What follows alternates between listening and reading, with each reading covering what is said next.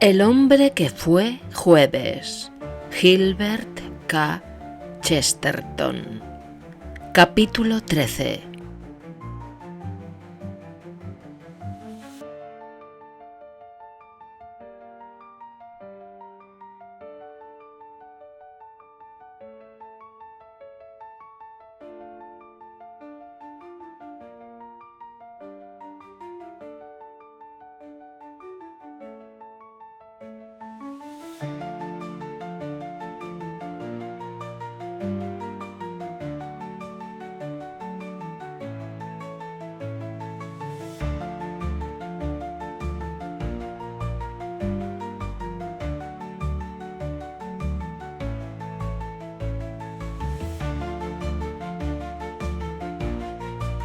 En persecución del presidente.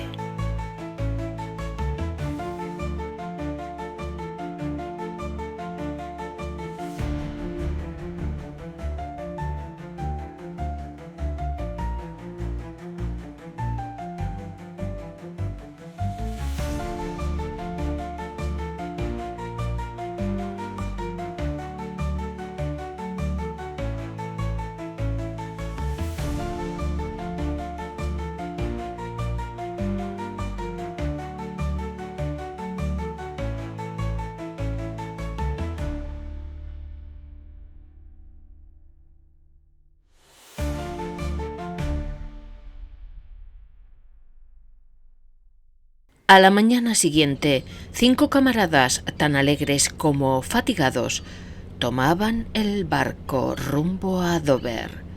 Al pobre coronel le sobraban razones para quejarse. Primero, por haber tenido que pelear por 2 bandos ficticios y luego por el linternazo que recibió.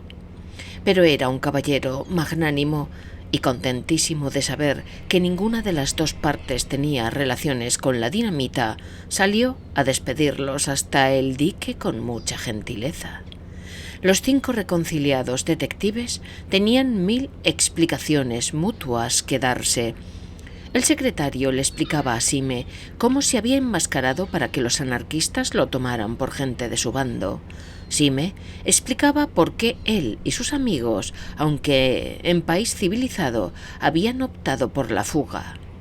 Pero sobre toda esta montaña de menudencias explicables se levantaba la cuestión central, inexplicable. ¿Qué significaba todo aquello? Si todos ellos eran unos inofensivos agentes, ¿qué cosa era el domingo? Si éste no se había apoderado del mundo, aunque parecía capaz, ¿qué era lo que hacía? Sobre este punto el inspector Radcliffe persistía en sus temores. Como ustedes, decía, tampoco yo entiendo el juego del domingo. Pero sea este lo que fuere, yo aseguro que no es un ciudadano sin tacha. ¿Qué diablo? Basta recordar aquella cara. Confieso, contestó Sime, que a mí... Bueno, dijo el secretario, pronto lo volveremos a ver y sabremos a qué atenernos, porque mañana es la próxima Junta General, y ustedes me perdonarán, dijo con su fanática sonrisa, que esté al corriente de mis deberes de secretario. Sí, reflexionó el profesor, creo que tiene usted razón. Creo que sólo de él mismo podremos recibir la revelación de este misterio. Pero confieso que, por mi parte, me espanto ante la sola idea de preguntarle al domingo qué casta de pájaro es él. ¿Por qué? Preguntó el secretario. ¿Por miedo a las bombas? No, dijo el profesor, por miedo a quien nos diga quién es. Es hora de beber un poco, señores, dijo el doctor Bull después de un silencio. Durante todo su viaje en el barco y el tren mantuvieron una jovialidad comunicativa, pero instintivamente procuraban no separarse. El doctor Bull, que era siempre el optimista de la partida, trató de persuadir a los otros, al llegar a Victoria, de que irían cómodos en un cochecillo de 2 ruedas, pero no prevaleció su opinión. Decidieron tomar un coche de 4 ruedas. El doctor Bull iba en el pescante, cantando. Acabaron la jornada en un hotel de Piccadilly Circus, con objeto de estar cerca de Leicester Square para el almuerzo del día siguiente. Pero aún no habían terminado las aventuras de aquel día. El doctor Bull, no contento con la proposición de meterse en cama, había salido del hotel cerca de las 11 a fin de admirar y gustar las bellezas londinenses. A los 20 minutos volvió, armando un escándalo en el vestíbulo. Sime, que procuraba calmarlo, se vio obligado a escuchar las grandes cosas que el otro se empeñaba en contarle. «Lo he visto, le digo a usted que lo he visto», decía el doctor Bull con énfasis. «¿A quién?», le preguntó Sime. «¿No será el presidente?» «No, no tengo tan mala suerte», dijo el doctor Bull con inoportuna hilaridad. «Y aquí lo traigo conmigo». «Pero, ¿a quién trae usted?», respondió Sime con interés. «Al hombre peludo», respondió el otro, «es decir, al que era peludo y ya no lo es. A Gogol, aquí está». Y Bull lo hizo entrar, casi en pellones, al joven que 5 días antes había salido del consejo, metamorfoseado en un hombre de cabellos rubios y cara pálida, el primero de los falsos anarquistas que había sido desenmascarado. «¿Para qué molestan?», exclamó. «¿No me han desterrado ya de su círculo? ¿Por espía?» «Si todos somos espías», cuchicheó Sime a su oído. «Sí, todos somos espías», gritó el doctor Bull. «Venga usted a echar un trago con nosotros». A la mañana siguiente, el batallón de los 6 aliados se encamina impasible hacia el hotel de Leicester Square. «Esto ya va mejor», dijo el doctor Bull. «Somos 6 para pedirle a uno que confiese claramente sus verdaderos propósitos». «No lo veo tan fácil», dijo Sime. «Somos 6 para pedirle a uno que nos explique lo que realmente nos proponemos nosotros». Entraron en silencio en la plaza de Leicester y, aunque el hotel quedaba en la esquina opuesta, pudieron distinguir el balcón terraza y en él un bulto de hombre excesivo para las dimensiones del hotel. Aquel hombre estaba solo, sentado junto a una mesa, leyendo su periódico, con la cabeza ligeramente inclinada al descuido. Pero sus consejeros, congregados para derrocarlo, cruzaron la plaza como si los estuviera acechando con un centenar de ojos. Habían estado discutiendo mucho la línea de conducta que habían de seguir, si convendría dejar fuera al desenmascarado Gogol y comenzar diplomáticamente, o si lo traerían consigo, acercando de una vez la pólvora al fuego. Esta última táctica, mantenida por Sime y Bull, fue la que prevaleció al fin, aunque el secretario estuvo alegando hasta el último instante que no había por qué atacar al Domingo con tanta temeridad. «Mis razones son muy sencillas», había dicho Sime. «Lo ataco con tanta temeridad por lo mismo que le temo tanto». Todos siguieron silenciosamente a Sime por la oscura escalera, y todos irrumpieron a un tiempo a la luz del sol matinal y a la luz de la sonrisa del Domingo.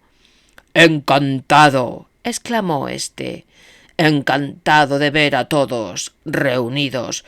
¡Qué día tan espléndido! ¿Verdad? ¿Y qué? ¿Ha muerto el zar?» El secretario había quedado frente a él. Concretó su espíritu para responder con dignidad. «No, señor», dijo enérgicamente, «no ha habido efusión de sangre. No le traigo a usted noticias de tan desagradables espectáculos». «¿Tan desagradables espectáculos?», preguntó el presidente con brillante e inquisitiva sonrisa. «¿Se refiere usted a las gafas del doctor Bull?»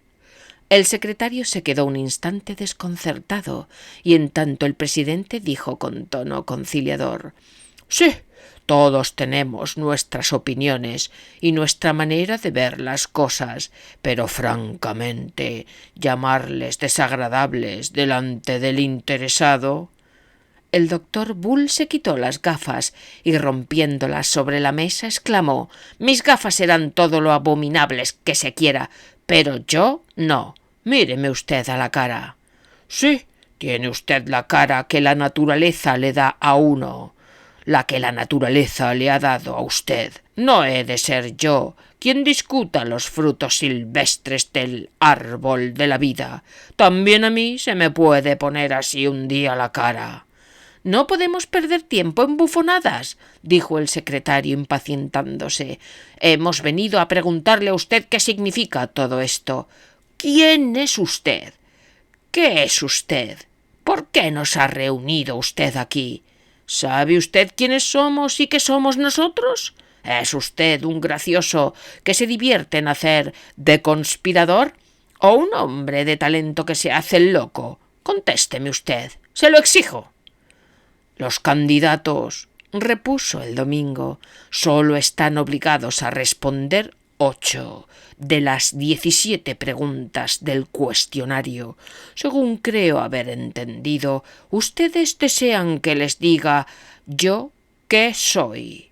¿Y qué son ustedes? ¿Y qué es esta mesa? ¿Y qué este consejo? ¿Y qué este mundo en general? Pues bien, consiento por lo menos en descubrir el velo de uno de estos misterios. Si ustedes quieren saber lo que son, tengan por sabido que son una colección de asnos jóvenes, animados de las mejores intenciones. ¿Y usted?», interrogó Sime acercándosele. «¿Qué cosa es usted?» «¿Yo? ¿Qué soy yo?», rugió el presidente, levantándose poco a poco a una increíble altura, como una ola que amenazara envolverlos. «¿Quieren saber qué soy? ¿No es verdad? Bull, usted es un hombre de ciencia. Escarbe las raíces de esos árboles y pídales su secreto. Sime, usted es un poeta. Contemple usted esas nubes de la mañana y dígame o díganos la verdad que encierran. Oigan ustedes lo que les digo. Antes descubrirán el secreto del último árbol y de la nube más remota que mi secreto. Antes entenderán ustedes el mar. Yo seguiré siendo un enigma. Averiguarán ustedes lo que son las estrellas. No averiguarán lo que soy yo. Desde el principio del mundo todos los hombres me han perseguido como a un lobo, los reyes y los sabios, los poetas como los legisladores, todas las iglesias y todas las filosofías, pero nadie ha logrado cazarme. Los cielos se desplomarán antes de que yo me vea reducido a los últimos aullidos. A todos los he hecho correr más de la cuenta y lo voy a seguir haciendo». Y sin dar tiempo a que los otros lo impidiesen, el monstruo, como un gigantesco orangután, se descolgó por la balaustrada del balcón, pero antes de dejarse caer, se hizo como los ejercicios de barra fija y secando la mandíbula inferior a la altura de la balaustrada, dijo solemnemente: «Una cosa puedo deciros, sin embargo, yo soy el hombre del cuarto oscuro que os ha hecho a todos policías». Y se descolgó definitivamente, rebotando sobre el pavimento como una pelota. A grandes saltos alcanzó la esquina de la Alhambra, hizo señas a un coche, trepó en él y desapareció. Los 6 detectives, al oír las últimas palabras, se habían quedado fulminados y lívidos. Cuando el coche desapareció, Sime recobró su sentido práctico y, saltando desde el balcón, a riesgo de romperse las piernas, hizo parar otro coche. Él y Bull subieron juntos al coche. El profesor y el inspector se acomodaron en otro, y el secretario y el antes llamado Gogol en un tercer coche, a tiempo apenas para seguir al volador Sime, que iba a su vez en seguimiento del alado presidente. El Domingo los arrastró en loca carrera hacia el noroeste. Su cochero, sin duda bajo la influencia de alicientes extraordinarios, hacía correr desesperadamente al caballo. Pero Sime, que no estaba para andarse con miramientos, se puso de pie en el coche y empezó a gritar: «¡Al ladrón!». Empezó a acudir el gentío y la policía a intervenir e interrogar. Esto produjo su efecto en el cochero del presidente, que comenzó a vacilar y a morigerar la carrera. Abrió el postigo para explicarse con su cliente y al hacerlo así abandonó un instante el látigo. El domingo se levanta, se apodera del látigo y fustiga al caballo y lo arrea con gritos estentóreos. Y el coche rueda por esas calles como un huracán. Y calle tras calle y plaza tras plaza volaba el estrepitoso vehículo, el cliente azuzando el caballo y el cochero tratando de sofrenarlo. Los otros 3 coches iban detrás como unos sabuesos jadeantes, disparados por entre calles y tiendas verdaderas flechas silbadoras.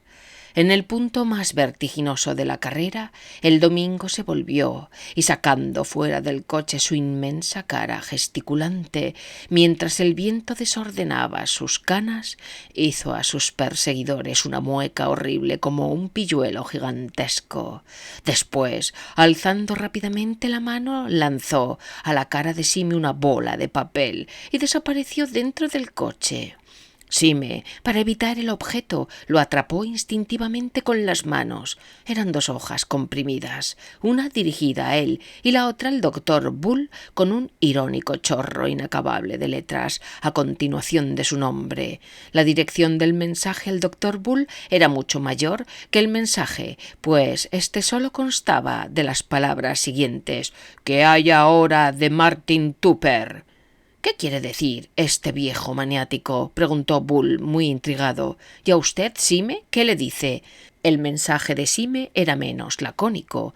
«Nadie lamenta más que yo todo lo que huele a intervención del archidiácono.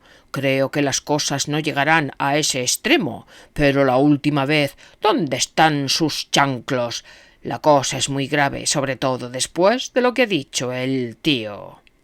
El cochero del presidente parecía haber recobrado el gobierno de su caballo, y los perseguidores pudieron ganar algún terreno al llegar a Edward Road. Y aquí aconteció algo providencial para los aliados. El tráfico estaba interrumpido y algunos vehículos se echaban a un lado apresuradamente, pues del fondo de la calle llegaba el tañido inconfundible de la bomba de incendios, que pocos segundos después se vio pasar envuelta en un trueno de bronce. Pero he aquí que el domingo salta del coche, alcanza la bomba a todo correr y se mete entre los asombrados bomberos. Se le vio perderse en la tronada lejanía, haciendo ademanes de justificación. «¡Tras él!», gritó Sime. «Ya no puede escapar. No es posible perder de vista una bomba de incendios». Los 3 cocheros, inmóviles un instante, fustigaron sus caballos y pronto lograron disminuir la distancia que los separaba de su presa. El presidente, al verlos cerca, se plantó en la parte posterior del coche, inclinándose repetidas veces y fingiendo que les besaba la mano. Finalmente lanzó un papelito muy bien doblado sobre el pecho del inspector Radcliffe. Lo abrió éste con impaciencia y he aquí que lo leyó.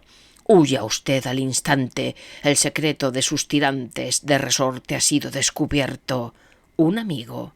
La bomba de incendios caminaba rumbo al norte, entrándose por una región desconocida. Al pasar a lo largo de una alta reja sombreada de árboles, con gran sorpresa y con algún alivio por parte de los 6 aliados, se vio al presidente saltar fuera del vehículo, pero no pudieron comprender si esto obedecía a un nuevo arrebato caprichoso o si al fin se daba por vencido. Pero no, antes de que los 3 coches llegasen al sitio, ya el presidente había saltado a la reja como un enorme gato gris. La escaló ágilmente y desapareció entre los tupidos follajes. Sime mandó parar su coche con un gesto de furia. Descendió, trepó a su vez la reja. Ya había pasado la pierna al otro lado y los otros se disponían a seguirlo cuando volvió hacia ellos el rostro pálido y descompuesto. «¿Qué sitio es este? ¿Será la casa del maldito viejo? He oído decir que tenía una casa en el norte de Londres». «Tanto mejor», dijo el amargo secretario poniendo el pie en una barra. «Lo cogeremos en su casa». No, no es eso, dijo Sime, frunciendo el entrecejo. Es que oigo un ruido horrible, como si se rieran todos los diablos y estornudaran y se sonaran las endiabladas narices. Serán sus perros que gruñen, dijo el secretario. ¿Y por qué no dice usted que son sus escarabajos que gruñen? Dijo Sime furioso. O sus caracoles que gruñen, o sus geranios que gruñen. ¿Ha oído usted alguna vez que los perros gruñan de este modo? Levantó la mano para imponer silencio y de la espesura salió un largo rugido que parecía meterse bajo la epidermis y congelar la carne, un rugido siniestro que producía una palpitación en el aire. «Los perros del domingo no son perros ordinarios», dijo Gogol, estremecido. Sime ya había saltado adentro, pero aún escuchaba con inquietud. «Oigan ustedes, ¿puede ser esto un perro?». Cundió por el aire un grito de protesta, luego un doloroso clamor y después, lejos como un eco, algo como una trompeta nasal. «Bien, esta casa parece ser un infierno», dijo el secretario. «Aunque sea el mismo infierno, yo he de entrar». Y saltó la alta reja casi de un impulso. Los otros le siguieron, cayeron en una maraña de plantas y arbustos y después salieron a un andador. No se veía nada extraordinario. De pronto el doctor Bull gritó: «¡Qué estúpidos somos! ¡Si estamos en el jardín de un zoológico!». En tanto que miraban a todas partes buscando un rastro de su presa, un guardián pasó corriendo por la avenida, acompañado de un paisano. «¿Ha pasado por aquí?», preguntó. «¿Quién?», dijo Sime. «El elefante», contestó el guardián. «Un elefante que se ha puesto rabioso y ha escapado. Y ha escapado llevando en el lomo a un anciano», dijo el otro, que apenas podía resollar. «Un pobre señor de cabellos blancos». «¿Qué clase de anciano?», preguntó Sime intrigado. «Un anciano muy corpulento y muy gordo que llevaba un traje gris», explicó el guardia. «Ah», dijo Sime, «si es ese, si está usted seguro de que es un anciano gordo y corpulento vestido de gris, ¿puede usted creer que el elefante no ha escapado con él? Es él quien ha escapado con el elefante. Dios no ha hecho todavía un elefante que pueda arrastrar a ese hombre contra su voluntad. ¡Rayos y truenos! ¡Helo allí!». No cabía duda. En el prado, a unos 200 pasos, seguido por una multitud que gritaba y gesticulaba, corría un enorme elefante gris con grandes zancadas, la trompa más rígida que el bauprés de un barco, y trompeteando como la trompeta del juicio. Sobre los lomos del rugiente y presuroso animal, el presidente Domingo iba sentado con toda placidez de un sultán, azuzando furiosamente a la bestia con algún objeto agudo que llevaba en la mano. «¡Detenedlo! ¡Que sale del jardín!», gritaba la gente. «¿Quién va a detener un derrumbamiento?», contestó el guardia. «Es inútil, ya está fuera del jardín». Y en efecto, un tremendo rechinido y un vasto alarido de terror anunciaron que el elefante gris acababa de romper la puerta del jardín zoológico y después se echó por la calle Albany como un ómnibus nunca visto. «¡Dios poderoso!», gritó Bull. «Nunca creí que un elefante corriera tanto. A los coches otra vez, si queremos no perderlo de vista». Corrieron hacia el punto por donde se había escapado el elefante. Sime descubrió al paso todo un panorama de animales enjaulados. Más tarde se sorprendió de haberlos distinguido tan bien y recordaba sobre todo los pelícanos con su inmenso buche colgante, preguntándose por qué los pelícanos serían el símbolo de la caridad, a no ser por la caridad que se necesita para admirar a un pelícano. También recordaba un enorme cálao que parecía un gigantesco pico amarillo pegado a un cuerpo insignificante de pájaro. El conjunto le impresionó vivamente, haciéndole pensar en la asiduidad con que la naturaleza se dedica a hacer caprichosos juegos. El domingo les había dicho que descubrirían su secreto cuando hubieran descubierto el secreto de todas las estrellas del cielo, pero así me le parecía que el secreto del cálao ni los arcángeles podían entenderlo. Los 6 desdichados policías distribuidos en los coches se pusieron a seguir al elefante, compartiendo el terror que éste iba sembrando por las calles. Esta vez Domingo no volvió la cara y ofreció a sus perseguidores la sólida extensión de sus espaldas, cosa más molesta aún que las burlas de antes. Al llegar a la calle Baker, sin embargo, se vio que arrojaba algo con ademán del chico que arroja la pelota al aire para volverla a atrapar, pero dada la velocidad de la carrera, el objeto arrojado vino a caer junto al coche de Gogol, y con esperanza de hallar en él la solución del enigma o por un impulso instintivo, Gogol hizo parar el coche para recogerlo. Era un paquete voluminoso dirigido a Gogol, pero examinado resultó ser un amasijo de 33 hojas de papel. Dentro de la última, que era ya una cinta diminuta, había esta inscripción: creo que la palabra adecuada es rosa. El antes llamado Gogol no dijo nada, pero movió manos y pies como el jinete que arrea el caballo. Calle tras calle, barrio tras barrio, iba pasando el prodigioso elefante volador. La gente salía a las ventanas, el tráfico se desbandaba a uno y otro lado, y como los 3 coches iban a la zaga del elefante, al fin los tomaron por una procesión, tal vez por un anuncio de circo. Iban tan deprisa que toda distancia se abreviaba considerablemente, y Sime vio aparecer el Albert Hall de Kensington, cuando esperaba encontrarse todavía en Paddington. Por las calles algo solitarias y aristocráticas del sur de Kensington, el elefante pudo correr con más libertad y finalmente se encaminó hacia aquella parte del horizonte donde se veía la enorme rueda de Earl's Court. La rueda fue creciendo al aproximarse hasta que llenó todo el cielo como si fuera la misma rueda de los astros. El elefante había dejado muy atrás a los coches, ya éstos lo habían perdido de vista en muchas esquinas. Cuando llegaron a la puerta de la exposición de Earl's Court, se encontraron como bloqueados. Enorme multitud se agolpaba frente a ellos, en torno al enorme elefante que se estremecía y sacudía como suelen hacerlo, pero el presidente había desaparecido. «¿Dónde se ha metido?», preguntó Sime, bajando del coche. «Entró corriendo en la exposición, caballero», le dijo un guardia asombrado, y después añadió como hombre muy ofendido: «¡Qué señor más loco! Me dijo que le guardara el caballo y me dio esto». Y con aire disgustado le mostró un papel dirigido al secretario del Consejo Central anarquista. El secretario, furioso, lo abrió y leyó lo siguiente: «Cuando el arenque corre una milla, bien está que el secretario sonría. Cuando el arenque se lanza y vuela, bien está que el secretario muera». Proverbio rústico. «¿Por qué diablos ha dejado usted entrar a ese hombre?», exclamó el secretario. «¿Acaso es frecuente venir aquí montado en un elefante rabioso? ¿Acaso...» «¡Atención!», gritó Sime. «Vean ustedes aquello». «¿Qué cosa?», preguntó el secretario. «El globo cautivo», dijo Sime señalándolo con un ademán frenético. «¿Qué me importa el globo cautivo?», preguntó el secretario. «¿Qué le pasa al globo cautivo?». «Nada, sino que no está cautivo». Todos alzaron los ojos.